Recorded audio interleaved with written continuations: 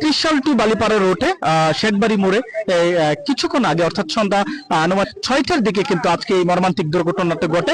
একটি সিএনজি বিশেষ করে বালিপাড়ার দিকে যাচ্ছিল, আর বিপরীতমুখী একটা কোস্টার অর্থাৎ ত্রিশালের দিকে যাচ্ছিল একটি কোস্টার, সেখানে তারা বিপরীতমুখী সিএনজি এবং কোস্টারের সঙ্গে কিন্তু সংঘর্ষ হয় এবং সংঘর্ষস্থলে কিন্তু ঘটনাস্থলে কিন্তু দুজন মারা যায়। আমরা এখানে একজনের লাশ দেখতে পাচ্ছি, আরেকজন হসপিটালের পথে কিন্তু মারা গিয়েছে।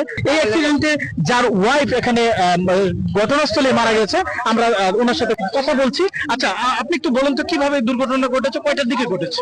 দুর্ঘটনা তো অনেক উঠলো ভাই। আচ্ছা আচ্ছা, কিভাবে? আমার বউ মারা গেছে। কিভাবে? আমার স্যার তো অ্যাক্সিডেন্ট হয়েছে। কার সাথে অ্যাক্সিডেন্ট কি বাসের লাগে হয়েছে না ক্যামেরা হয়েছে ভাই, আমি এটা কোথাও না। আচ্ছা আচ্ছা আচ্ছা, তার লাগারে ক্যামেরা অ্যাক্সিডেন্ট হয়েছে আমি জানি না। আচ্ছা, আপনারা কোথায় যাচ্ছিলেন? আমরা যাচ্ছি গোরগোরা মাস্টার থেকে আইছি ত্রিশাল থেকে অনেক উঠছি যাই আমরা কানারামপুর তো ঈশ্বরগঞ্জ যাবো। আচ্ছা, ঈশ্বরগঞ্জ থেকে বেরোতাম হলো চুয়াগি আর টাঙ্গাভাড়া। আমার বাড়ি হলো টাঙ্গাভাড়া 5 নং সোনাডি ইউনিয়ন ওই থানা। বাড়িতে যাচ্ছি, আমার ছোট ভাইয়ের বিয়া।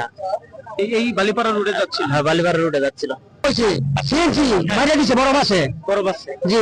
কয়টার দিকে ঘটে? এইটা আপনার 6:30। 6:30টার দিকে। কয়জন মারা গেছে? মানে দুইজন মারা গেছে, একের বন্ধন একজন যে একজন আছে হাসপাতাল আছে।